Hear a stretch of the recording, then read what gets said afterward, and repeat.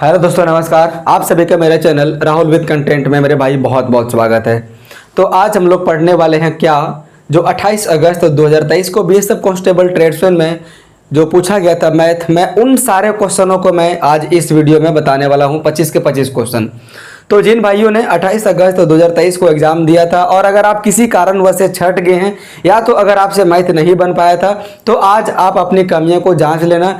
मैं आज इस सेशन में स्मार्ट अप्रोच के साथ में दोस्तों बताने वाला हूं। और जो मैं सेशन लाता हूं मेरे भाई, ये टारगेटेड सेशन होती है। जितने भी लोग मेरी क्लास को रेगुलर कर रहे हैं, देख रहे हैं, चैप्टर वाइज हो या तो मिक्स क्वेश्चन की सीरीज हो, मैं कहना चाहूंगा मेरे भाई, आप लोगों को ये सीरीज बहुत ही हलवा लगने वाली है। और जितने भी अन्य जो सब चैनल के लोग होते हैं ना, जो आप लोगों को बात बात पे हर जगह चेतावनी देते हैं ना, मैं चैलेंज के साथ में कहना चाहूंगा कि उन लोग की औकात नहीं है कि उन लोग ये 25 क्वेश्चनों को सॉल्यूशन करके दिखा दे।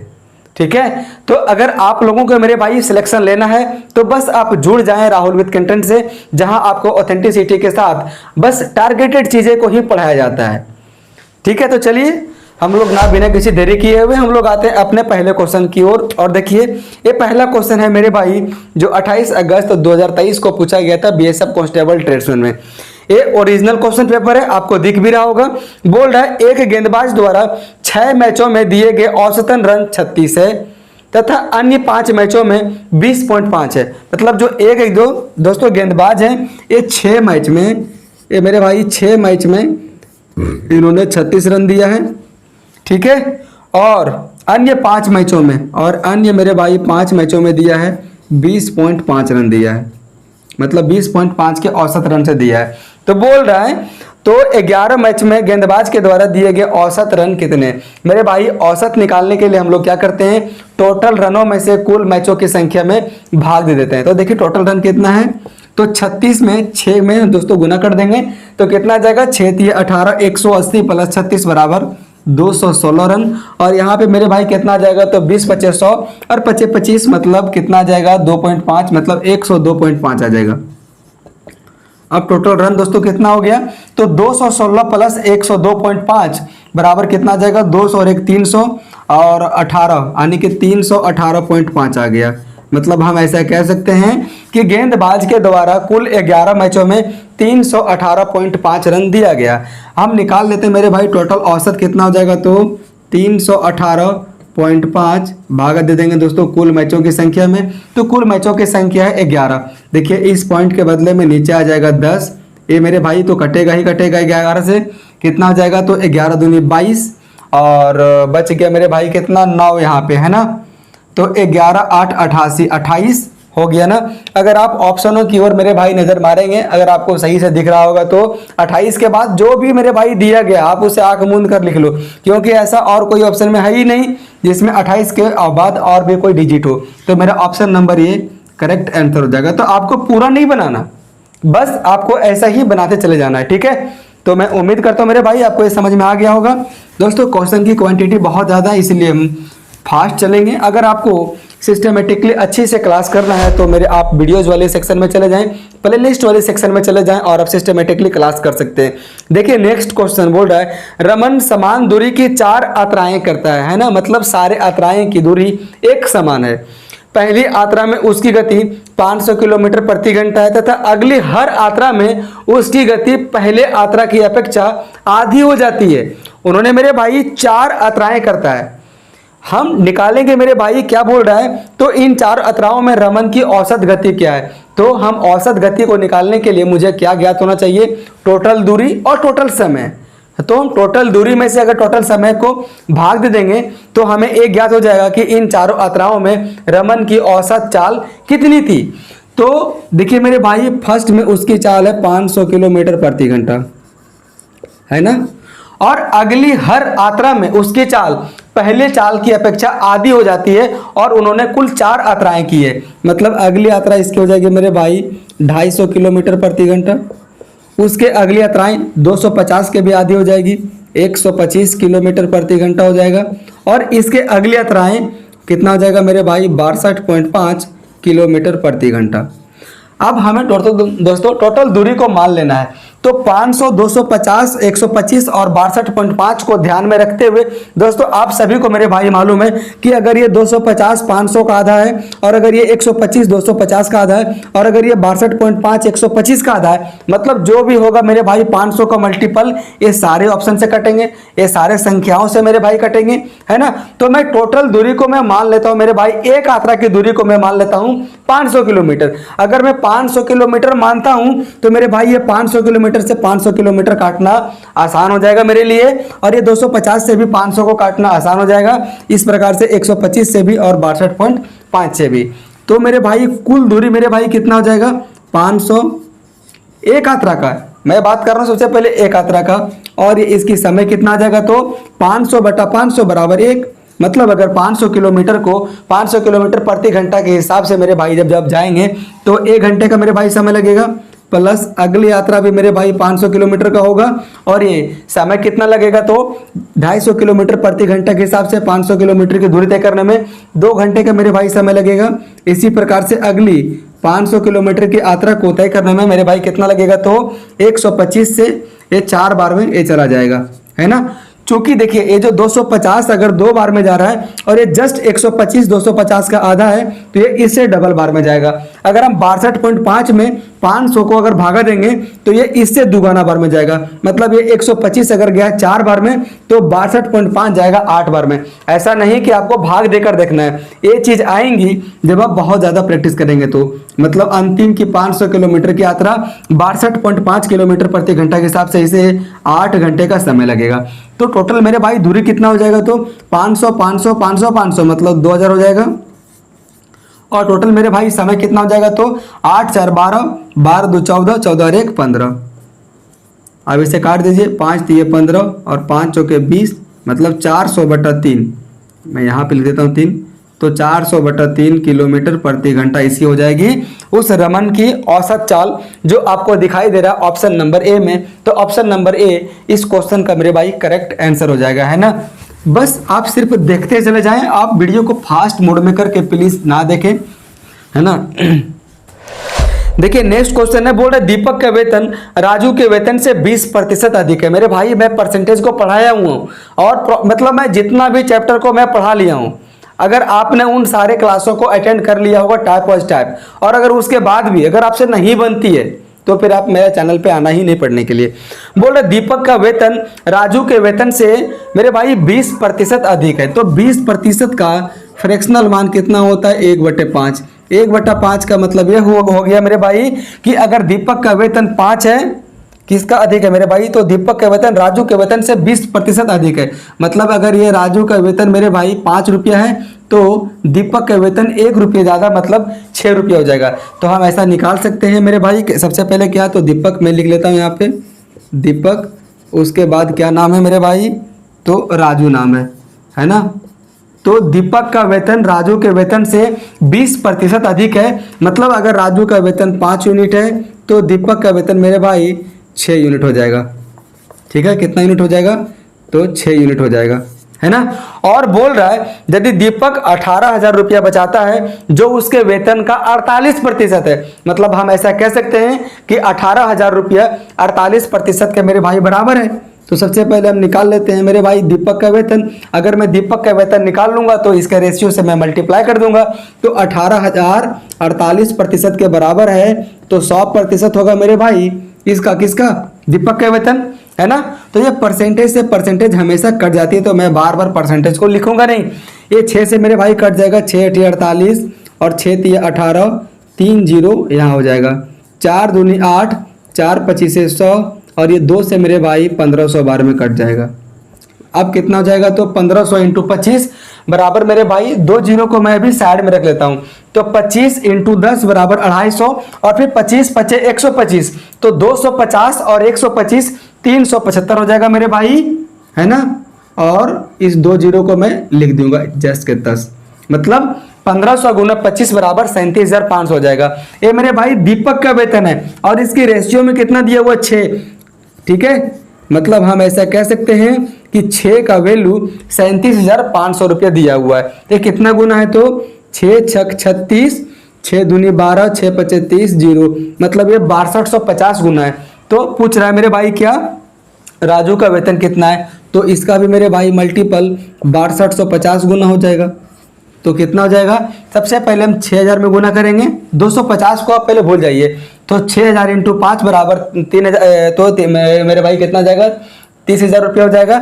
6000 इंटू 5 बराबर 30,000, फिर 200 इंटू 5 बराबर 1000, तो 30,000 प्लस 1000 बराबर 31,000 प्लस 50 बचे 250, मतलब कितना आ जाएगा 31,250। और ऐसा आपको किस में दिखाई दे रहा है, तो ऑप्शन नंबर डी में दिखाई दे रहा है। तो 31,250 रुपया इस क्वेश्चन का मेरे भाई करेक्ट आंसर हो जाएगा। आप ऐसा नहीं कि आप इसे कोने में ले जाकर आप इसे गुना करें, आप ऐसा कतई करने का प्रयास मेरे भाई ना करें, है ना। गुना करने अगर आपको सब कुछ सीखना है ना तो बस आप आ जाइए चैनल पे। नेक्स्ट क्वेश्चन बोल रहा है, एक व्यापारी एक ट्रॉली बैग जिसका अंकित मूल्य 1687.5 रुपया है पर 25% की छूट देता है और उसके बाद भी उसे 12.5% का लाभ कमाता है, मतलब उसे 12.5% का लाभ होता है। मेरे भाई जितने भी लोग ट्रेडमैन की क्लास से, जो ट्रेडमैन के नाम पे क्लास चलाते हैं ना, उन लोग ऐसा पॉइंट वाला क्वेश्चन को लाएंगे ही नहीं, उन लोग ऐसा ऐसा बस लाएंगे ना जो आपसे बनेगा ही बनेगा। तो सबसे पहले इसका मेरे भाई मार्क प्राइस कितना है, तो 1687.5 रुपया है ना। और इसमें मेरे भाई 25% की छूट दी जाती है, 25% की छूट दी जाती है। इसका मतलब अगर ये 100 है तो हम निकाल लेंगे मेरे भाई 75% का वैल्यू, नहीं तो पहले आप 1687.5 का 25% को निकालिए, फिर जो बचेगा आप उसे इतना में माइनस कीजिए। हम नहीं करेंगे, मुझे तो बस चाहिए मेरे भाई इसका 75% की वैल्यू ना, और ये 75% की वैल्यू भी 12.5% के लाभ के बराबर है। तो सबसे पहले हम निकाल लेते हैं मेरे भाई, तो एक पॉइंट से एक जीरो यहाँ पे आ जाएगा, 25 तिया 75 और 25 चौके मेरे भाई 100, एक कटेगा 5 दूनी 10, एक कटेगा 5 तिया 15, फिर हो जाएगा यहाँ पे एक, फिर 5 तिया 15, फिर चल जाएगा 3, 5 सत्ते 35, 25, ठीक है। अब ये मेरे भाई आ गया क्या 3375 इंटू 3। अब ये कोई चीज़ नहीं कट रहा है तो अब इसे जस का तस आप इसे लिख दीजिए, ठीक है। मतलब 3375 इंटू 3 भागा में मेरे भाई 8। अब इससे पे दोस्तों 12.5% के वैल्यू के बराबर है, मतलब 12.5% के लाभ के वैल्यू के बराबर है। तो 12.5% का मेरे भाई फ्रैक्शनल मान कितना होता है 1/8, मतलब 8 की चीजें पे 1 रुपये का प्रॉफिट। मतलब हम ऐसा कह सकते हैं कि 3375 इंटू 3/8 ये 9 की वैल्यू के बराबर है। तो पूछ रहा है क्या ट्रॉली बैग का क्रय मूल्य कितना, तो ट्रॉली बैग का मेरे भाई क्रय मूल्य कितना यूनिट है, तो 8 यूनिट। मतलब हम ऐसा कह सकते हैं मेरे भाई कि 3375 इंटू 3/8 अगर ये 9 की वैल्यू के बराबर है तो 8 का वैल्यू मेरे भाई कितना आ जाएगा, तो ए आ जाता है मेरे भाई गुना में और ए वाला आ जाएगा भाग में, है ना। तो ये 8 से ए 8 कट गया, 3 तिया 9 कट गया और ये 3375 कितना बार में कटेगा, तो 1125 तिया 3375, मतलब ये 1125 बार में कटेगा। तो 1125 रुपया हो जाएगा इस ट्रॉली का क्रय मूल्य जो आपको दिखाई दे रहा है ऑप्शन नंबर डी में, है ना। ये तो हाईलाइटेड किया हुआ है ऑलरेडी। तो 1125 बटे मतलब ये 1125 रुपया हो जाएगा इसका करेक्ट आंसर हो। चलिए हम लोग आते हैं अपने नेक्स्ट क्वेश्चन की ओर। और मेरे भाई देखिए नेक्स्ट क्वेश्चन क्या बोल रहा है, बोल रहा है 3 लड़कों में से पहले लड़के का भार दूसरे लड़के का भार के 3 गुना तथा तीसरे लड़के के भार का 2 गुना है। मान लेता हूं मैं पहला लड़का को ए, दूसरा लड़का को मैं मान लेता हूं बी और तीसरा लड़का को मैं मान लेता हूं सी। तो पहले लड़के का भार दूसरे लड़के के भार का 2 गुना तथा तीसरे लड़के का भार का 3 गुना है। तो मैं मान लेता हूं मेरे भाई अगर तीसरे लड़का अगर 2 है तो इसका 3 गुना 6 हो जाएगा, ठीक है। मैं यहाँ पे 6 इसीलिए माना क्योंकि मुझे इसका 2 गुना लेना है, तो इसका 2 गुना कितना जाएगा 3। क्या आप जो जैसा क्वेश्चन में बोला ऐसा नहीं आ गया क्या, ये पहला लड़का का भार दूसरे का 2 गुना और तीसरे का 3 गुना हो गया। अब बोल रहा है मेरे भाई यदि इन तीनों लड़कों का औसत भार 88 किलोग्राम है, अगर औसत 88 है, अगर मेरे भाई एवरेज अगर 88 है तो टोटल मेरे भाई कितना आ जाएगा, तो टोटल कितना आ जाएगा 88 और जितने लड़के हैं हम उतने से गुना कर देंगे, मतलब 3 लड़के हैं तो इंटू 3 कर देंगे, कितना आ जाएगा, तो 8 या 24 240 प्लस 24 बराबर 264 आ गया, है ना। अब क्या पूछ रहा है मेरे भाई, तो पहले तथा दूसरे लड़के के भार के मध्य अंतर कितना होगा। तो देखिए पहला लड़का ये है और दूसरा ये है। अब इन दोनों के मेरे भाई बीच में, सॉरी मैंने क्या लिख दिया है, पहले लड़के का भार दूसरे लड़के के भार का 3 गुना है, इसके भार का मेरे भाई 3 गुना है ना, और इसके भाई मेरे भाई भार का 2 गुना है, सॉरी ठीक है। अब पूछ रहा है ए और बी के मध्य भार का अंतर क्या होगा। तो इसके मेरे भाई भार के मध्य का अंतर रेशियो में कितना हो रहा है 4, मतलब जो भी इसका आंसर होगा ये 4 से मेरे भाई कटेगा। तो इस प्रकार से मेरा ऑप्शन नंबर बी और ऑप्शन नंबर डी तो गया। अगर आप तुक्का भी अगर आप मारिएगा तो आपके सही होने की संभावना 50% हो गया। तो 264 मेरे भाई टोटल मेरे भाई इसका वजन कितना है 264, और रेशियो में इसका वजन कितना है तो 6 2 8 3 11। अब ए और बी के बीच का भार मेरे भाई पूछ रहा है तो कितना है 4, तो 11 दूना 22 और 4 चल जाएगा यहाँ पे, तो 11 चौक 44, 24 चौक 96, तो 96 किलोग्राम का अंतर है पहले और दूसरे लड़के के भार में, है ना। तो जो आपको दिखाई दे रहा है ऑप्शन नंबर सी में, तो ऑप्शन नंबर सी इस क्वेश्चन का मेरे भाई करेक्ट आंसर हो जाएगा। चलिए हम लोग बढ़ते हैं अब अपने नेक्स्ट क्वेश्चन की ओर, और देखिए नेक्स्ट क्वेश्चन बोल रहा है एक कार 45 किलोमीटर प्रति घंटा की गति से चल रही है। 1 किलोमीटर के 1/4 की दूरी को तय करने में कार कितना समय लेगी। मेरे भाई यहाँ पे दे दिया हुआ है दूरी को मीटर में, क्योंकि अगर आप 1 किलोमीटर का 1/4 करेंगे तो ये मेरे भाई मीटर में आएगा, और चाल दिया हुआ किलोमीटर प्रति घंटा में, तो मुझे चाल को भी मीटर प्रति सेकंड में कन्वर्ट करना पड़ेगा। देखिए अगर चाल दिया हुआ मेरे भाई किलोमीटर प्रति घंटा में, और अगर आपको इसे चेंज करना है मीटर प्रति सेकंड में तो आप मेरे भाई भाग दे दीजिएगा 3.6 से। अगर आपको चाल दिया है मीटर प्रति सेकंड में, और अगर आपको चेंज करना है किलोमीटर प्रति घंटा में, तो आप मेरे भाई गुना कर दीजिएगा 3.6 से, है ना। अब यहाँ पे मेरे भाई चाल दिया हुआ किलोमीटर प्रति घंटा में, और मुझे उसे चेंज करना है मीटर प्रति सेकंड में, तो हम क्या करेंगे 45 को भाग दे देंगे मेरे भाई 36 से, 45 भागा 36 है जगह। अब इसे मेरे भाई अगर मैं इसे लाऊंगा गुना में, सॉरी दोस्तों 3.6 में लिख दे रहा हूँ यहाँ पे, ठीक है, बोलने में मेरे भाई मिस्टेक हो गई, तो 3.6 में यहाँ पे लिखता हूँ। अब इसे मेरे भाई गुना में चेंज करने के लिए क्या करना पड़ेगा, अब मैं इसे लिख दूंगा भागा में 3.6, तो मेरे भाई ये गुना हो जाएगा, और ये पॉइंट के बदले में यहाँ पे 10 लिखा जाएगा। तो 9 5 45, 9 चौके 36, 2 दूना 4, 2 25 है, और ये 2 5 10, मतलब 25/2 मीटर प्रति सेकंड आ गया। अब ये चाल तो मैंने अब इसे निकाल लिया, 25/2 मीटर प्रति सेकंड तो आ गया। अब दूरी मेरे भाई कितना दिया हुआ है, तो डिस्टेंस दिया हुआ है 250 मीटर, क्योंकि 1 किलोमीटर बराबर होता है 1000 मीटर, और इसकी 1/4 मतलब 1000/4 बराबर 250 मीटर आ जाएगा।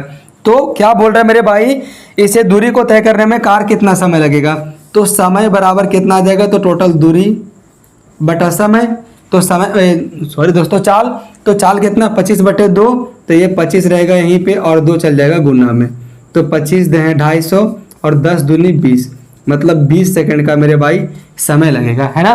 तो 20 सेकंड मेरा इस क्वेश्चन का करेक्ट आंसर हो जाएगा। मेरे भाई अगर आप प्रैक्टिस नहीं करोगे ना तो सचमुच में आपको हार्ड लगने वाली है, तो पेपर जैसा भी आ जाए, इसीलिए प्रैक्टिस करना डेली बहुत ज़्यादा ज़रूरी है। और ऐसे में भी आने वाली है इसकी वैकेंसी भी। बोर्ड यदि 2 के पावर में n बराबर √1024 है तो n का मान क्या है। मेरे भाई n का मान निकालने के लिए आपको ज़रूरत पड़ेगी इसकी बेस को सेम करने के लिए। जब तक आप इसके बेस को सेम नहीं करते हैं तब तक आप n का मान नहीं निकाल सकते। देखिए यहाँ पे लिखा हुआ है 2 के पावर में n, और बराबर में लिखा हुआ मेरे भाई √1024। मेरे भाई अगर किसी भी चीज़ का मान के चलो, अगर मैं लिख देता हूँ √16, इसका मतलब हम कह सकते हैं 16 के पावर में 1/2, मतलब √2 के पावर, मतलब अंडर रूट का मतलब जो मेरे भाई वैल्यू होता है ये किसी भी संख्या के उसके पावर के 1/2 के बराबर होती है, ठीक है। तो यहाँ पे मेरे भाई दिया हुआ है √1024। अब 1024 को मुझे 2 के बेस में तो तोड़ना पड़ेगा। जब तक इसका बेस सेम नहीं करेंगे, ये मेरे भाई रूल है, तब तक ये इसकी पावर बराबर नहीं होगी। तो ये 1024 2 के कितने बार में मल्टीपल में आता है, तो 2 दूनी 4 दूनी 8 दूनी 16 दूनी 32 दूनी 64 दूनी 128 दूनी 256 दूनी 512 दूनी 1024 मतलब ये 3 6 9 1 10 बार में मेरे भाई आ जाएगा। मतलब हम ऐसा कह सकते हैं 2 के पावर में 10 और उस अंडर रूट के बदले में जो लिखा हुआ है अंडर रूट 1024, तो अंडर रूट के बदले में गुना में हो जाएगा 1/2। तो पावर का पावर आपस में मेरे भाई मल्टीप्लाई होता है, तो 2 पचे कितना हो जाएगा 10 हो जाएगा, है ना। तो अब यहाँ पे क्या हो जाएगा, तो 2 के पावर n बराबर 2 के पावर 5। तो अगर बेस सेम है, अगर मेरे भाई बेस सेम है तो इसकी पावर आपस में बराबर हो जाती है, तो m बराबर यहाँ पे n हो जाएगा, है ना। तो अब यहाँ पे n बराबर कितना हो जाएगा 5। तो 5 इस क्वेश्चन का मेरे भाई करेक्ट आंसर हो जाएगा। मैं दोस्तों इस टाइप की क्वेश्चन को बहुत ज़्यादा मैं करवा लिया हूँ, जितने भी जो मैं लाता था मैथ के मिक्स क्वेश्चन की सीरीज, मैं उनमें इस सारे चीज़ों को मैंने उसमें करवाया हुआ है। देखिए नेक्स्ट क्वेश्चन है, आपके स्क्रीन के ऊपर विजिबल है, टाइम एंड वर्क का क्वेश्चन है।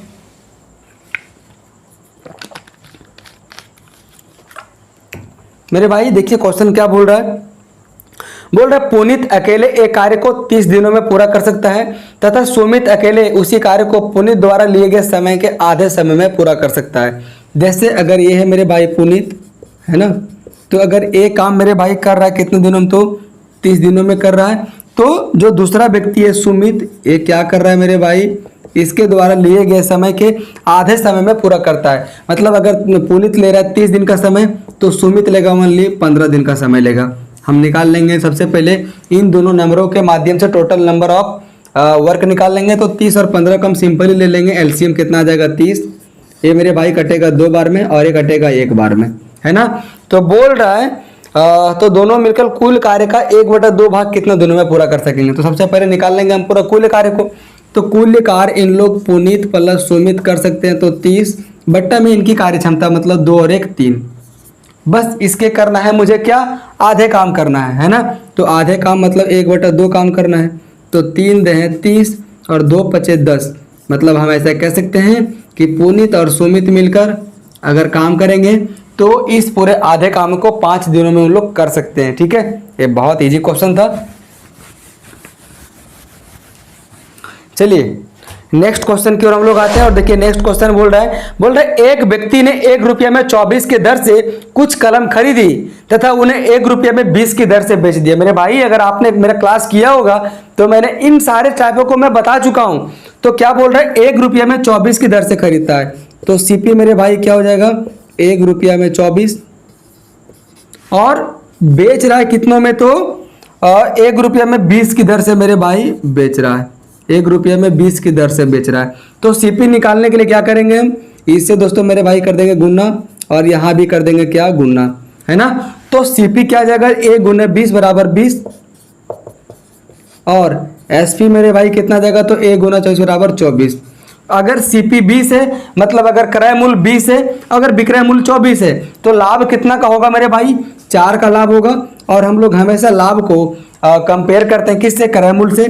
तो क्रय मूल्य कितना है 20 और परसेंटेज निकालने के लिए इंटू 100%। तो कितना जाएगा, 4 5 20 और 5 20 100 मतलब 20% का मेरे भाई उसे लाभ होने वाला है, जो आपको दिखाई दे रहा है ऑप्शन नंबर डी में। तो ऑप्शन नंबर डी इस क्वेश्चन का मेरे भाई करेक्ट आंसर हो जाएगा, है ना। चलिए हम लोग बढ़ते हैं अपने नेक्स्ट क्वेश्चन की ओर। और देखिए नेक्स्ट क्वेश्चन बोल रहा है किसी संख्या का 50% उसी संख्या के 37.5% से 392 अधिक है। किसी संख्या का 50% मतलब है सिंपली यहाँ पे 50% और 37.5% के बीच में अंतर दे दिया हुआ है। तो 50% और 37.5% के बीच का अंतर मेरे भाई कितना होता है, तो 12.5% होता है। तो 12.5% का यहाँ पे अंतर दे दिया हुआ कितना, 392, है ना। और संख्या का मान मेरे भाई पूछ रहा है, तो संख्या 100% होगा। तो 100% के मेरे भाई मान क्या हो जाएगा, तो ए वाला चल जाता है हमेशा गुना में और ए वाला आ जाता है मेरे भाई भाग में। तो 112.5 है, मैं यहाँ से अगर हटाऊंगा दशमलव को तो यहाँ पे गुना हो जाएगा कितना से, 10 से। चलिए इसे काटता हूँ मैं, 25 25 125 और 25 चौके 100, 5 दूनी 10 कितना आ जाएगा, तो 392 इंटू 8 आ जाएगा। मतलब इसका यूनिट डिजिट कितना आ जाएगा, 8 दूनी 16 मतलब 6 आएगा। जो आपको दिखाई दे रहा है ओनली ऑप्शन नंबर ए में और ऑप्शन नंबर मेरे भाई सी में। अब मेरे पास इसे गुना करने की चुनौती है, चलिए इसे गुना करते हैं। 8 गुने 300 बराबर 2400 है ना, 8 गुने 3 बराबर 2400, फिर 8 गुने 90 बराबर 720, 8 9 72, फिर 8 दूनी मेरे भाई 16, कितना आ जाएगा तो 6 3 11 मतलब 1 और 2 1 3 मतलब 3136 रुपये आएगा। तो 3136 रुपये इस क्वेश्चन का मेरे भाई करेक्ट आंसर हो जाएगा, है ना। तो ऐसा नहीं कि आप गुना भी अब करने जाओ तो आप बहुत ज़्यादा तामझाम करो।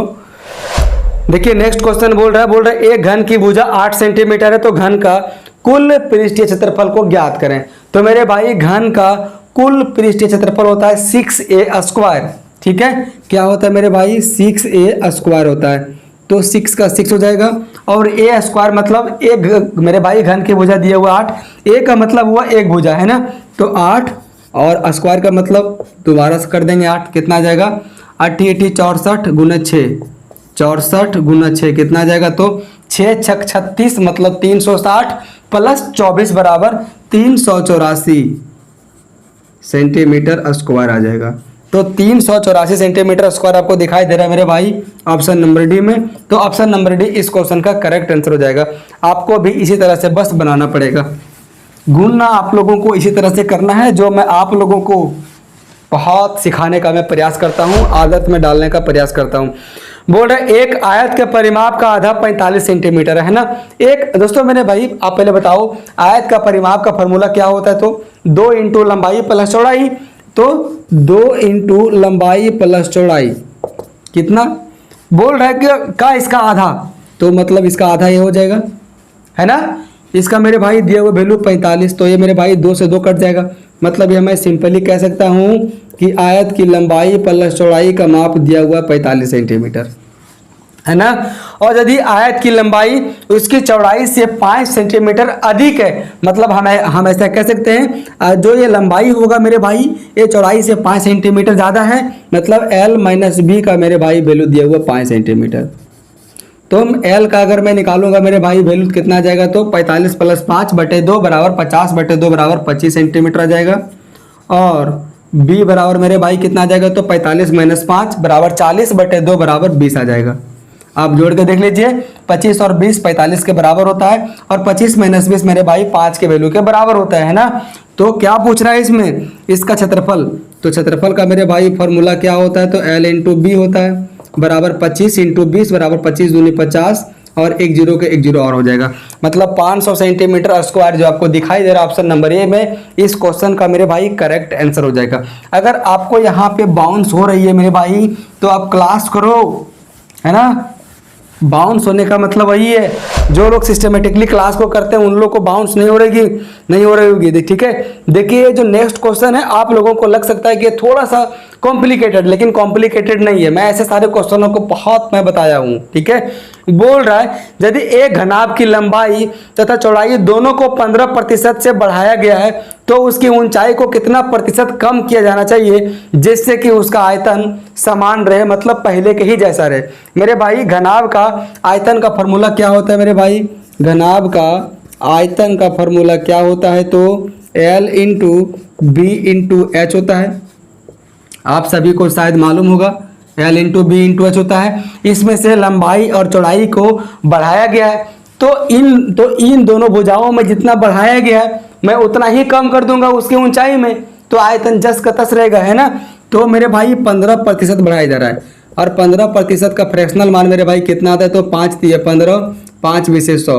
इसका मतलब यह हुआ कि पहले अगर मान के चलिए अगर उस घनाभ की अगर लंबाई थी 20 यूनिट तो अब 3 यूनिट बढ़कर हो जाएगा क्या कितना 23। अगर इसकी चौड़ाई थी पहले 20 यूनिट तो अब उसकी चौड़ाई 3 यूनिट और बढ़कर हो जाएगी 23 यूनिट, है ना। और दोनों में मेरे भाई 15% को बढ़ाया जा रहा है। मतलब अगर पहले इसकी लंबाई थी 20 यूनिट तो अब हो जाएगा 23 यूनिट। अगर इसकी चौड़ाई थी पहले 20 यूनिट तो अब मेरे भाई कितना आ जाएगा 23 यूनिट।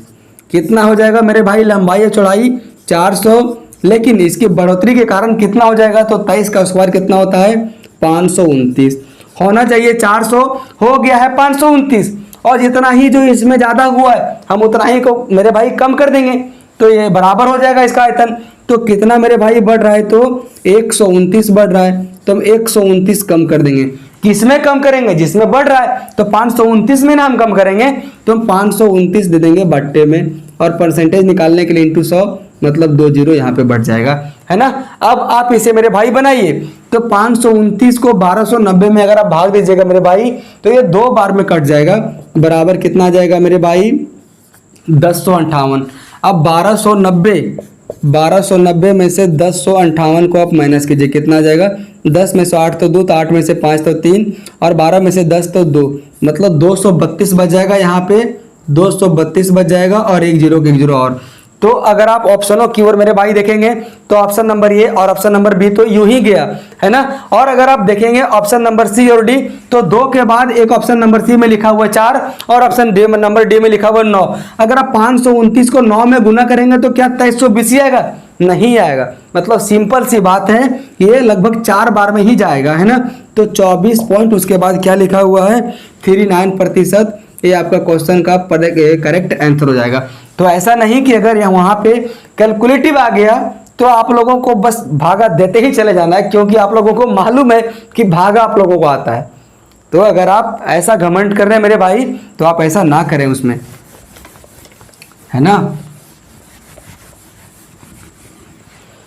देखिए नेक्स्ट क्वेश्चन है, बोल रहा है एक घनाभ की लंबाई, चौड़ाई तथा ऊंचाई 7 सेंटीमीटर, 11 सेंटीमीटर तथा 13 सेंटीमीटर है।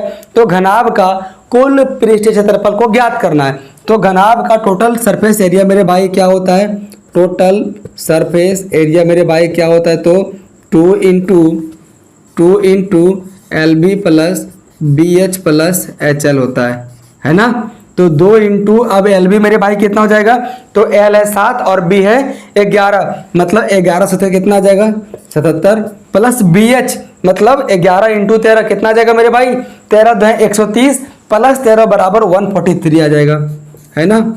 और HL, तो H मेरे भाई कितना है, तो 13, और L कितना है 7, मतलब 13 सतह 91। अब मेरे पास इसे गुना करने की चुनौती आ गई। अब इसे गुना करेंगे कैसे, हम इसको देख लेते हैं यूनिट डिजिट मेथड के माध्यम से। तो 1 3 4, 4 7 11 और 11 दूना 22, मतलब जो भी इसका आंसर आएगा इसके लास्ट में 2 होगा। और ऐसा ओनली आपको मेरे भाई दिखाई दे रहा है ऑप्शन नंबर बी में। मैं इसी स्मार्ट अप्रोच को मैं दोस्तों अपनाता हूं, और मैं आप लोगों को हर एक सेशन में मेरे भाई सिखाता भी हूं, है ना। मैं ऐसे ही अपने थंबनेल में नहीं लिखता हूं मैथ विद स्मार्ट सॉल्यूशन, और मैं इसी तरीका में को अब मैं अपनाता हूँ एग्जाम में भी, है ना। मेरे भाई खांसी आ रही है बहुत। देखिए आप जो नेक्स्ट क्वेश्चन आप कीजिए।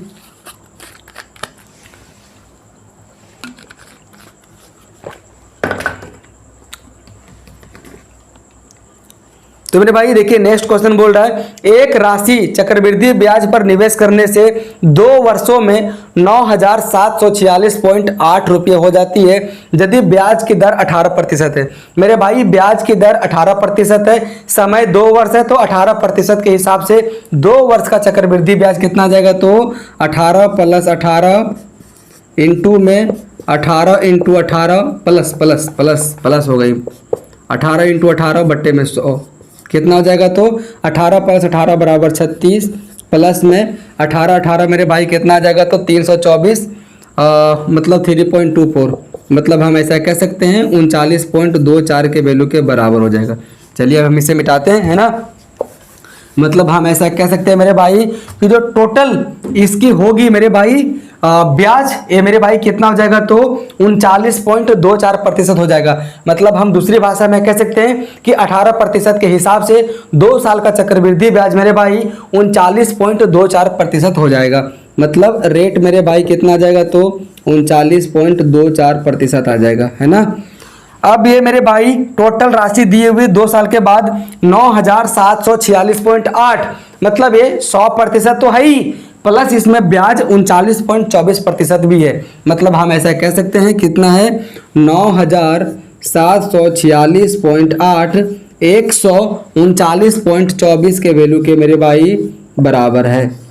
तो क्या पूछ रहा है इसमें, तो राशि क्या है, तो राशि हमेशा मेरे भाई 100% होता है। देखिए ए वाला दशमलव हटेगा तो नीचे में 10 आएगा, ए वाला मेरे भाई दशमलव हटेगा तो ऊपर में जाएगा 100।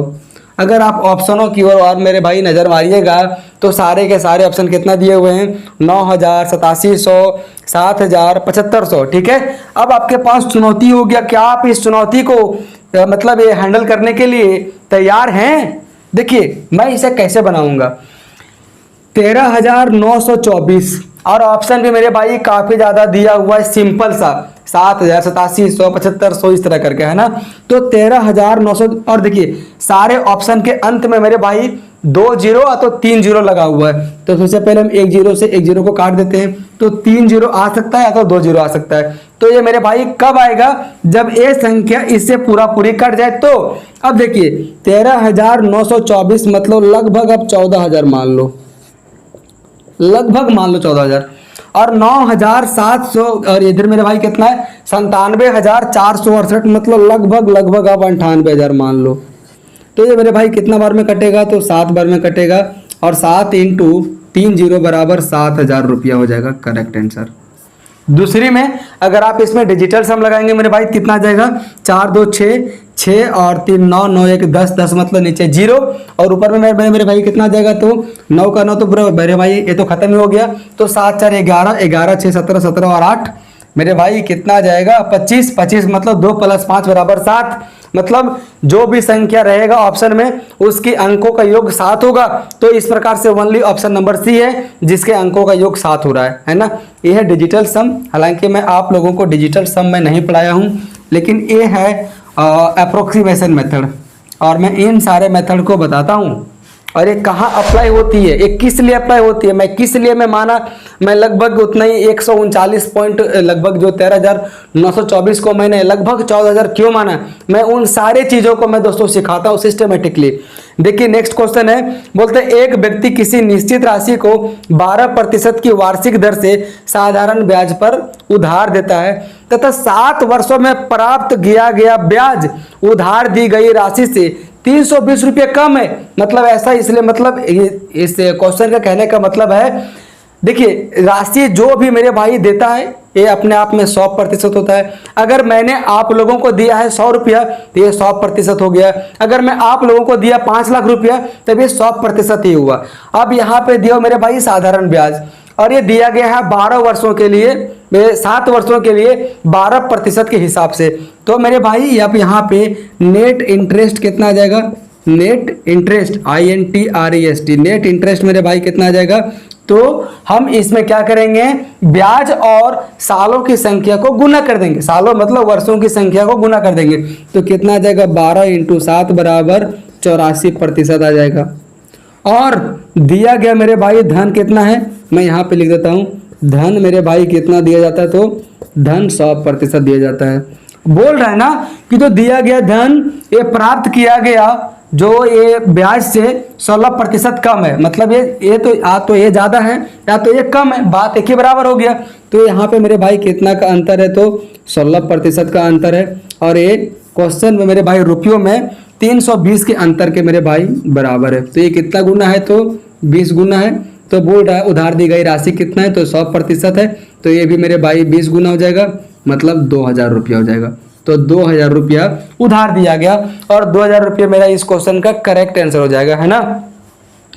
चलिए मैं आप लोग दोस्तों जरूर कमेंट कीजिएगा कि जो 28 अगस्त को आया था पेपर, ये हार्ड आया था कि इजी आया था। मैं तो बोलता हूँ कि इजी आया था और मैं बार बार मैं कहता हूँ। देखिए नेक्स्ट है G/H 11/6 दे दिया हुआ है। तो क्रमशः G+H और G-H का मान क्या होगा मेरे भाई, G-H का मेरे भाई मान क्या आ जाएगा। तो देखिए एक जगह दिया हुआ G+H, फिर दिया हुआ G-H दिया हुआ है ना, और दे दिया हुआ 11+6 G/H का मान दे दिया हुआ है। तो यहाँ पे क्या जाएगा, तो 11 - 6 बराबर 5 आ जाएगा। और अगर आप देखेंगे ऐसा कौन सा ऑप्शन है जिसके अंत में 5 दिया हुआ ओनली, तो ओनली है ऑप्शन नंबर सी। आपको इधर बनाने का जरूरत भी नहीं पड़ेगा, है ना, आप इससे बना लो। हालांकि कितना आ जाएगा मेरे भाई 11 और 6 17, और ये मेरे भाई कटेगा ही नहीं, है ना। तो 17/5 जो आपको दिखाई दे रहा है ऑप्शन नंबर सी में, ये क्वेश्चन करेक्ट आंसर हो जाएगा। ये मात्र 2 सेकंड की क्वेश्चन थी।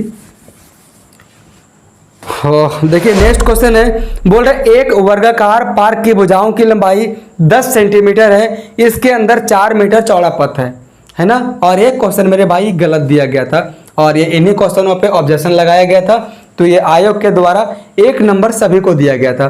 देख लीजिए, एक वर्गाकार पार्क की भुजा की लंबाई 10 सेंटीमीटर है। मैं मान लेता हूँ मेरे भाई ये वर्गाकार पार्क है, ये वर्गाकार पार्क है ना, सॉरी वर्गाकार है ना, मैं तो आयताकार बना दे रहा हूँ।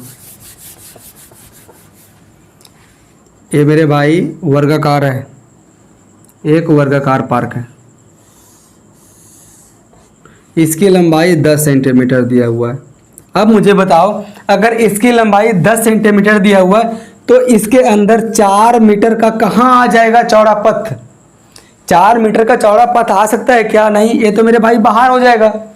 तो मैं मान लेता हूँ, मैं मान लेता हूँ अगर उसने दिया होगा 4 सेंटीमीटर, अगर उसने दिया होगा 4 सेंटीमीटर, मैं उस चीज़ को भी मैं ट्राई करके देखा था। अगर दिया होगा मेरे भाई 4 सेंटीमीटर, तो यहाँ से यहाँ 4 सेंटीमीटर और यहाँ से यहाँ भी मेरे भाई 4 सेंटीमीटर हो जाएगा। मतलब यहाँ से ऐसे करके कुछ बनेगा डायग्राम, जिसमें ये भी हो जाएगा 4 सेंटीमीटर मेरे भाई चौड़ा पथ है ना। मतलब 4 हो जाएगा ये, 4 हो जाएगा ये, 4 हो जाएगा ये और 4 हो जाएगा ये, 4 हो जाएगा ये भी, 4 हो जाएगा ये भी, है ना, और 4 हो जाएगा ये भी, 4 हो जाएगा ये भी। इसका मतलब आप दोस्तों देखिए, टोटल अगर यहाँ से लेकर यहाँ तक की लंबाई 10 सेंटीमीटर है, उसमें 4 यहाँ तक है और 4 यहाँ तक है, मात्र 2 बच गए यहाँ पे। और ये भी मेरे भाई वर्गाकार होगा। तो मेरे भाई पथ की लंबाई, तो पथ की लंबाई मेरे भाई ये है ना, पथ की दोस्तों मेरे भाई चौड़ाई। तो पथ की चौड़ाई निकालने के लिए हम लोग क्या करेंगे, तो टोटल वाली एरिया में से अंदर वाली एरिया को हम लोग माइनस कर देंगे। तो टोटल मेरे भाई एरिया कितना हो जाएगा, तो 10 दें 100 और अंदर की एरिया मेरे भाई कितना होगा, तो 2 दें 4, मतलब 100 - 4 बराबर 96 सेंटीमीटर स्क्वायर हो जाएगा अंदर पाथ की इसकी चौड़ाई लंबाई, जो भी होगा जो आपको दिखाई दे रहा है मेरे भाई ऑप्शन नंबर सी में। लेकिन ऐसा उन लोग किया ही नहीं, आंसर तो दिया ही नहीं, तो मैं करूं क्या, है ना। मतलब ये क्वेश्चन गलत था। चलिए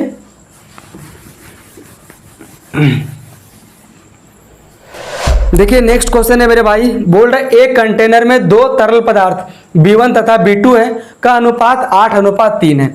2 तरल पदार्थ है मेरे भाई, B1 है और B2 है, और ये 8:3 के अनुपात में दिया हुआ है। बोल रहे क्या, जब 11 लीटर के मिश्रण को कंटेनर से निकाल दिया जाता है, मतलब 11 लीटर निकाला जाता है इससे, है ना। अब ऐसा नहीं जोड़िएगा कि 8 और 3 11 होता है, तो 11 से 11 निकाल दिया तो अब ये पूरा खाली हो जाएगा। मेरे भाई ये अनुपात में दिया हुआ 8:3। अब ये कितना बड़ा होगा नहीं मुझे मालूम, ये हो सकता है ये 800 लीटर होगा, ये 300 लीटर होगा, हो सकता है ये 8 लाख लीटर होगा, ये होगा 3 लाख लीटर। तो ऐसा आप नहीं ट्रीट कीजिएगा। तो इससे मेरे भाई 11 लीटर मिक्सचर निकाला जाता है, 11 लीटर मेरे भाई मिक्सचर निकाला जाता है ना, और दूसरे में मिला दिया जाता है जो मतलब, और इसे मेरे भाई 11 लीटर को निकालकर और इसे B2 से प्रतिस्थापित किया जाता है। मतलब निकाला जाता है दोनों और डाला जाता है सिर्फ B2 वाला को।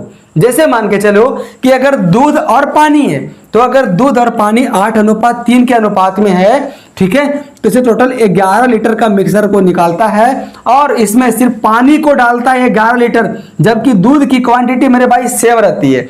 आप जान लो कि अगर मान के चलो आपके पास एक कंटेनर है, तो अगर आपके पास एक बाल्टी दूध और पानी का मिक्सर है, मान लो कि अगर उस बाल्टी में दूध और पानी का मिक्सर 2:1 के अनुपात में, अगर हम उससे 1 लोटा दूध और पानी का अगर मिक्सर में निकालूंगा ना, तो दूध का 2 अंश आएगा बाहर निकलेगा और पानी का 1 अंश निकलेगा बाहर। चाहे तो आप 1 लोटा निकालो, चाहे तो आप 1 गिलास निकालो, चाहे तो आप 1 चम्मच निकालो। मतलब जिस अनुपात में उस बाल्टी में दूध और पानी रहेगा, चाहे तो जो भी चीजें को घोल दिया जाएगा, अगर मैं उसे निकालूंगा उस अगर मिश्रण को, तो ये उतना ही अनुपात में निकलेगा जितना अनुपात में उसका मिक्सर दिया गया है ना। तो आप यहाँ पे देखिए मेरे भाई B2 से प्रतिस्थापित किया जाता है, मतलब B1 में छेड़छाड़ नहीं किया जाता है, और इसका अनुपात कितना दिया हुआ है, 4:7। अगर B1 में छेड़छाड़ नहीं किया गया है तो क्या अनुपात सेम नहीं होगा, क्या सेम होगा। तो अगर यहाँ अनुपात 8 है, तो यहाँ भी मेरे भाई अनुपात कितना हो जाएगा, 8। तो 8 बनाने के लिए हम इसे 2 से गुना करेंगे, तो यहाँ भी मुझे दोस्तों 2 से गुना करना पड़ेगा, 14 हो जाएगा। अब मेरे पास B1 और B1 दोनों सेम हो गया। अब B2 में मेरे भाई चेंजेस आएगा, क्योंकि इस मिक्सर को निकाल कर डाल दिया गया सिर्फ B2। तो कितना का मेरे भाई अंतर है, तो 11 का अंतर हो जाएगा। और रियल में भी मेरे भाई कितना का अंतर दिया हुआ है, तो 11 का ही अंतर दिया हुआ है। मतलब 1 का वैल्यू मेरे भाई 1 के बराबर हो जाएगा। लेकिन ऐसा हो सकता है क्या, अगर यहाँ पे 22 लीटर मेरे भाई मिक्सर है, 14 और 8 22, तो यहाँ भी मेरे भाई कितना लीटर मिक्सर होना चाहिए, 22 लीटर मेरे भाई मिक्सर होना चाहिए। और 22 लीटर कब होगा, जब ये मेरे भाई 16 लीटर होगा और ये मेरे भाई 6 लीटर होगा। तो अगर 1 का वैल्यू 1 दिया हुआ है, तो बोल रहा है क्या, शुरू में कंटेनर में कितना लीटर B1 था, तो मेरे भाई B1 कितना था, 16 लीटर था, है ना। तो 16 लीटर मेरा इस क्वेश्चन का करेक्ट आंसर हो जाएगा। अगर आपने इस टाइप के क्वेश्चन को नहीं किया होगा तो नहीं बनेगा। कैसे बनेगा, आप पढ़ेंगे ही नहीं और बोलेंगे कि क्वेश्चन हार्ड है, तो ऐसा कहना भी गलत होगा और सोचना भी गलत होगा, और आप अपना वहम से निकाल दीजिएगा। अगर आप हल्के हल्के क्वेश्चनों को करके जाते हैं ना एग्जाम में, तो नहीं बनने वाला है, एग्जाम नहीं निकलने वाली है। 50 नंबर आएगा, 60 नंबर आएगा और इससे सिलेक्शन नहीं होने वाला है। तो मेरे भाई हम लोग थे इस क्वेश्चन पे। बोल रहे क्वेश्चन क्या, यदि एक वस्तु के अंकित मूल्य तथा विक्रय मूल्य का अनुपात 6:5 है, तो छूट का प्रतिशत क्या है मेरे भाई। अंकित मूल्य मतलब MP दे दिया हुआ 6 और इसका विक्रय मूल्य यानी कि दे दिया हुआ है, इसका विक्रय मूल्य कितना 5, तो छूट प्रतिशत मेरे भाई निकालना है। तो देखिए मतलब 6 की वस्तु को 5 में बेचा जा रहा है, तो छूट कितना का हो रहा है, 1 रुपये का। तो परसेंटेज में हम लोग मेरे भाई छूट निकालेंगे, और छूट हमेशा मेरे भाई दी जाती है किस पर, तो मेरे भाई मार्क्स प्राइस पर दी जाती है, ठीक है, मार्क वाली प्राइस पे, मतलब अंकित मूल्य पे। तो अंकित मूल्य मेरे भाई कितना है, 6। और आप लोगों को मेरे भाई बताया था कि 1/6 का मतलब होता है 16.66%। मतलब हम कह सकते हैं कि उस व्यक्ति ने 16.66% की छूट को प्राप्त किया है ना। चलिए हम लोग बढ़ते हैं अपने नेक्स्ट क्वेश्चन की ओर। और देखिए नेक्स्ट क्वेश्चन क्या बोल रहे हैं, Y एक कार्य को 20 दिनों में कर सकता है तथा जड़ उसी कार्य को 10 दिनों में पूरा कर सकता है ना।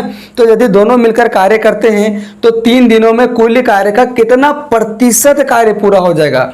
अब यहाँ पे काम को प्रतिशत में मेरे भाई पूछा है, कोई ज़्यादा डिफिकल्ट वाली बात नहीं है। देखिए Y किसी काम को कर सकता है कितने दिनों में, तो 20 दिनों में मेरे भाई, और जड़ उसी काम को मेरे भाई कर रहा है कितने दिनों में, तो 10 दिनों में।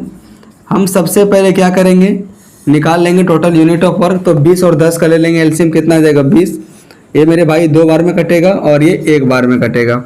मतलब हम कैसा कह सकते हैं कि Y प्लस जड़ मेरे भाई एक दिन में 1 + 2 बराबर 3 यूनिट काम कर रहे हैं। 1 + 2 बराबर 3 यूनिट काम कर रहे हैं। तो 3 दिन में मेरे भाई कितना काम करेंगे, तो 3 × 3 बराबर 9 यूनिट काम करेंगे, है ना। तो क्या पूछ रहा है, तो 3 दिन में उन्होंने कितना प्रतिशत काम को किया है। तो टोटल काम करना था 20, काम हुआ है 9, तो कितना प्रतिशत है मेरे भाई, तो 9 20 का कितना प्रतिशत है, तो प्रतिशत निकालने के लिए इंटू 100% बराबर 20 × 5 100 और 9 × 5 45%। मतलब 45% काम को Y प्लस Z द्वारा किया गया है 3 दिनों में, है ना। तो ये इसका हो गया दोस्तों सॉल्यूशन। मैं दोस्तों उम्मीद करता हूं कि आपको ज़्यादा मज़ा भी आ रहा होगा और बहुत कुछ सीखने को भी मेरे भाई मिला होगा, और आप देख भी पाए होंगे कि क्वेश्चन का लेवल क्या रहता है। देखिए नेक्स्ट क्वेश्चन है, बोल रहा है 12 क्रमागत सम संख्याओं का औसत 83 है, यदि अगली सम संख्या को भी ले लिया जाए तो नया औसत संख्या क्या होगा। मेरे भाई मैं इस क्वेश्चन को समझाने से पहले मैं छोटी सी मैं दोस्तों बात करना चाहता हूँ। अगर लगातार संख्याएं दी गई है, मतलब लगातार संख्याएं दी गई है, तो इसकी जो भी मेरे भाई औसत होगी ये इसकी मेरे भाई बीच वाली संख्या हो जाएगी। या तो अगर लगातार संख्या नहीं है, अगर मतलब कोई भी ऐसा संख्या का सीरीज जिसके बीच का डिफरेंस मेरे भाई सेम हो, जैसे मैं मान लूं 4 8 12 16 20, यहाँ भी मेरे भाई बीच का डिफरेंस सेम है, और अगर ये लगातार हो तो इसके मेरे भाई जो भी संख्या मध्य में आएगी वही संख्या का औसत हो जाएगी। जैसे आप देख लीजिए, मान के चलिए मेरे भाई 1 2 3 4 ले लेता हूँ, और एक है मेरे भाई 1 2 3 4 5। मान लेता हूँ कि मैं एक लेता हूँ 2 4 6 8, और यहाँ पे ले लेता हूँ तो 2 4 6 8 10। संख्या के अंतर में दोस्तों बराबर है, यहाँ पे भी 2 का अंतर है, 2 का 2 का 2 का 2 का 2 का 2 का, नहीं तो आप 3 का भी अंतर ले सकते हो, कोई भी गलत बात नहीं है दिक्कत वाली। तो मैं आपको क्या बताया मेरे भाई, जो भी संख्याएं दी गई है अगर अंतर समान हो तो उसके बीच वाली संख्या हो जाती है इसकी औसत। अब इसकी बीच कहाँ है, यहाँ पे, तो 4 और 6 के बीच में मेरे भाई क्या जाएगा 5, तो 5 इसका करेक्ट आंसर हो जाएगा। अब यहाँ पे मेरे भाई आप देख लीजिए, मैं अगर यहीं पे बोल दूं, ठीक है, कि अगर मैं एक संख्या को और मैं बढ़ा दूं, अगर मैं अगली संख्या को भी मैं अगर जोड़ दूं तो इसकी नया औसत क्या हो जाएगा, तो इसकी जस्ट आगे वाली संख्या इसकी औसत हो जाएगी। अभी 5 तब हो जाएगी 6, देखिए 2 इधर से और 2 इधर से हो जाएगी, है ना। तो चलिए हम लोग आते हैं अपने क्वेश्चन के ऊपर में। मेरे भाई क्वेश्चन क्या बोल रहा है, क्वेश्चन बोल रहा है कि 12 क्रमागत सम संख्याओं का औसत 83 है, ठीक है। अब यहाँ पे देखिए संख्याएं हैं 12, मतलब इसके बीच वाली संख्या कोई निकल के आएगी क्या, देख लीजिए 1 2 3 4 5 6 7 8 9 10 11 12, तो 1 2 3 4 5 6 यहाँ पर हो जाएगा और 6 बच जाएगा यहाँ पे, तो बीच वाली संख्या क्या आ जाएगा ये यहाँ पे, तो इसका औसत 83 है। बोल रहा अगर इसमें अगली संख्या को भी शामिल कर दिया जाए, तो अगर हम अगली संख्या को मेरे भाई शामिल करेंगे तो टोटल दोस्तों मेरे 13 संख्या हो जाएंगे। तो मैं 6 ले लूंगा इधर से और 6 ले लूंगा इधर से, तो 6 मेरे भाई यहाँ तक हो जाता है और 6 यहाँ तक हो जाता है, जो मेरे भाई बच गया बीच में ये हो जाएगा मेरा औसत। तो 83 के बाद क्या आता है 84, तो 84 इस क्वेश्चन का मेरे भाई करेक्ट आंसर हो जाएगा, है ना। चलिए हम लोग बढ़ते हैं अपने नेक्स्ट क्वेश्चन की ओर। ये स्मार्ट सॉल्यूशन है मेरे भाई, बस अगर आपको नहीं बुझा रहा होगा ना तो आप क्लास में जुड़ जाएं, ज़्यादा समय नहीं लगेगा इस क्वेश्चन को उड़ाने में, महज 2 से 3 सेकंड का समय लगेगा, सोचना भी ज़्यादा नहीं है। बोल रहा एक व्यापारी 2 घड़ियों को 1300 रुपये प्रति घड़ी की दर से बेचता है, एक पर उसे 15% का लाभ तथा दूसरे पर 15% की हानि होती है, तो पूरे लेन देन में उसका लाभ या हानि प्रतिशत क्या है। मैंने दोस्तों जब आपको प्रॉफिट एंड लॉस पढ़ाया था तब मैंने आपको उसमें मेरे भाई बताया था 2 चीज़ें हैं, अगर उन दोनों चीज़ों की सेलिंग प्राइस अगर सेम है और अगर एक पर लाभ हो रहा है एक पर हानि हो रहा है, या तो अगर दोनों पर लाभ या हानि हो रहा है तो हम ऐसे में टोटल लाभ या हानि को निकालने के लिए हम इसका सक्सेसिव ले लेंगे। सक्सेसिव क्या हो जाएगा, देख लीजिए plus minus X plus minus Y plus minus X into Y बटे 100 ले लेंगे, है ना। अब दोस्तों देखिए सबसे पहले 15% के लाभ पे बेचा जाता है, मतलब प्लस 15 हो जाएगा, फिर 15% हानि हो जाएगा, फिर तो देखिए 15% हानि का मतलब हो गया -15, फिर प्लस माइनस माइनस 15 इंटू 15 बट्टे में 100 हो जाएगा, है ना। देख लीजिए प्लस 15 माइनस 15 कट गया और 15 15 225 बराबर हो जाएगा -2.25 आ जाएगा, क्योंकि ये 100 जब ऊपर आएगा तो ये 2 अंकों के बाद लग जाएगा। यहाँ पे माइनस ये इंडिकेट करता है कि यहाँ पे वस्तु को बेचने पर हानि हो रही है, मतलब हम ऐसा कह सकते हैं कि इसे 2.25% की मेरे भाई हानि हो रही है। आप यहाँ पे प्रतिशत लगा लेंगे, आप यहाँ पे प्रतिशत लगा लेंगे, है ना। वैसे बोर्ड का एग्जाम नहीं है, सारा अगर प्रतिशत में पूछा है तो फिर प्रतिशत में ही होगा आंसर। और हम लोग पहुंचते हैं आज का सेकेंड लास्ट क्वेश्चन में, और बहुत ही धमाकेदार क्वेश्चन। अगर आपने बोर्ड मास को नहीं पढ़ा होगा तब आप इस क्वेश्चन को नहीं बना पाएंगे। देखिए बोर्ड मास के रूल के अकॉर्डिंग सबसे पहले हम लोग गुना करेंगे ब्रैकेट वाला को, है ना। तो 1/7 गुना में 1/8 भागा में मेरे भाई कितना है, तो 72/51, है ना। और यहाँ पे मेरे भाई सबसे पहले हम लोग क्या करेंगे, ब्रैकेट वाला का काम करेंगे, और ब्रैकेट वाला के बाद हम लोग काम करेंगे ऑफ वाला का, मतलब का वाला का, है ना। तो आप देखिए क्या होता है मेरे भाई, यहाँ पे दिया हुआ ऑफ, और ब्रैकेट वाला में क्या है 1/9 प्लस 1/8 कितना आ जाएगा, 8 एकम 8 और 9 एकम 9, मतलब 8 एकम 8 और 9 एकम 9, तो 8 मतलब 8 और 9 17, और नीचे में दोनों कम कर देंगे गुना, मतलब 9 8 72, मतलब हम ऐसा कह सकते हैं 17/72 हो जाएगा। और प्लस में मेरे भाई कितना दिया हुआ है, तो 63 बटे में 56 और इंटू में 48 बटे में 72। हम इसे मेरे भाई काट दूंगा, ठीक है, जितना भी जो भी संख्याएं से कट रही है, 9 से 63, 9 8 72, है ना, 8 7 56, 8 6 48, 2 3 6, 2 4 8, मतलब कितना हो जाएगा 7×21/28 है ना। इसका मतलब मेरे भाई यहाँ पे कितना आ जाएगा, इसका वैल्यू 21/28 आ जाएगा। अब यहाँ पे देख लीजिए ये वाला मेरे भाई ऑफ है, तो अब मैं यहाँ पे क्या कर दूंगा, गुणा में कर दूंगा। सबसे पहले मैं काम करूंगा ऑफ वाला का। आप ऐसा नहीं कि आप यहाँ पे बदल दो, देखिए 17×3 = 51 हो जाएगा और 72 से 72 मेरा गया। अब यहाँ पे मेरे भाई क्या बच गया, 1/56 बच गया यहाँ पे, 7×56, और ये यहाँ पे बच गया 1/3 और ये है भागा में। अगर मैं इसे गुना कन्वर्ट कर दूंगा मेरे भाई गुना में, तो ये अंश बन जाएगा हर और हर बन जाएगा अंश। मतलब मैं ऐसा कर सकता हूँ कि ये 3/1 आ जाएगा, है ना। ये तो मेरे भाई कट ही गया, कितना आ जाएगा अब यहाँ पे सब मिला के, तो 3/56 आ जाएगा और प्लस में 21/28। बस आप इसे बना दीजिए। 56 और 28 का एलसीएम मेरे भाई 56 आ जाएगा। ये कितना बार में जाएगा, तो 3 बार, मतलब ये एक बार में जाएगा, तो 1×3 और 21 दूनी मेरे भाई 42, मतलब 42 और 3 45, तो 45/56 इस क्वेश्चन का मेरे भाई करेक्ट आंसर हो जाएगा, जो आपको दिखाई दे रहा है ऑप्शन नंबर डी में। अगर आप इसे सिस्टमेटिकली बोर्ड मास के नियम के तहत सॉल्यूशन नहीं करेंगे तो ये क्वेश्चन नहीं बनने वाला है संभवतः, ठीक है। तो आप उसी नियम से सॉल्यूशन करेंगे, और मैं उम्मीद करता हूं कि जितने भी लोग प्रैक्टिस नहीं किए होंगे वे लोग फंस भी गए होंगे इसमें, और फंसना भी चाहिए मेरे भाई। उन लोग से एग्जाम नहीं भी निकलना चाहिए जो लोग प्रैक्टिस नहीं करते हैं। और ये है आज का अंतिम क्वेश्चन।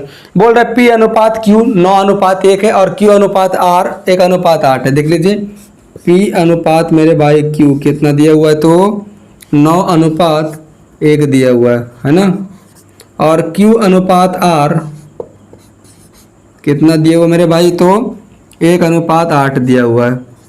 तो यहाँ भी Q का अनुपात 1 है, यहाँ भी Q का अनुपात 1 है। मतलब हम कह सकते हैं P/Q/R 9:1:8 हो जाएगा।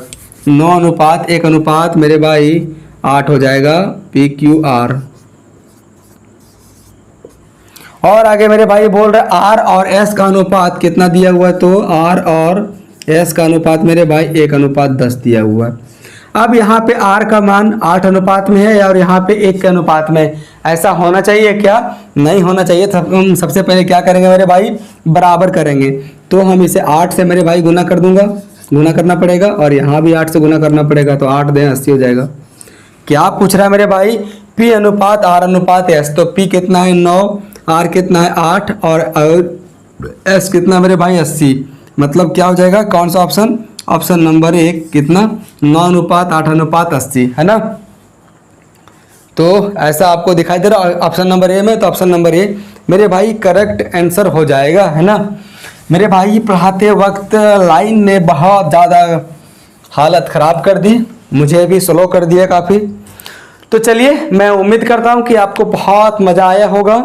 और आप लोगों को कैसा लगा, लेवल कैसा था, मैं जो आप लोगों को बताया कि आप लोगों को समझ में आया कि नहीं आया। और मैं जो आप लोगों को मेरे भाई पढ़ाता हूँ सिस्टमेटिकली चैप्टर वाइज, क्या मैं जितना चैप्टर अभी तक पढ़ा चुका हूँ, और अगर आपने क्लास किया होगा तो क्या आपसे उस चैप्टर से क्वेश्चन नहीं बना क्या, बिल्कुल बना होगा। इसके साथ साथ मेरे भाई जो मैथ्स का मिक्स सीरीज में लाता हूँ ना, उसमें मैं सारे चैप्टरों का मैं दोस्तों रिवीजन करवा देता हूँ उसमें, ठीक है। बाकी आप लोगों की और क्या डिमांड है मेरे भाई, आप मुझे ज़रूर कमेंट कीजिएगा। और अपने एक भाई को साथ देने के लिए आप मेरे भाई ज़रूर से आप चैनल को सब्सक्राइब और वीडियो को लाइक कर दीजिएगा, और चैनल को पूरा ब्रॉडकास्ट कर दीजिएगा। और आप उन सारे चैनलों के मुंह पे आप ज़रूर दोस्तों तमाचा मारिएगा जो लोग हमेशा मतलब सिर्फ बड़ी बड़ी जो ये भ्रामित करने वाले सब चीज़ों को लेकर आती हैं, जो आप लोगों को हमेशा अफवाहों में डालकर परेशान करने का काम किया करते हैं, ठीक है। आप लोग उन सारे चैनलों के ऊपर विजिट ही ना करें, नहीं तो आपकी ही समय पास होगी, आपकी ही समय वेस्ट होगी। और आप लगातार पढ़ते रहें और मुस्कुराते रहें, ठीक है। तो चलिए हम लोग इस वीडियो को यहीं पे एंड करते हैं मेरे भाई। Thank you.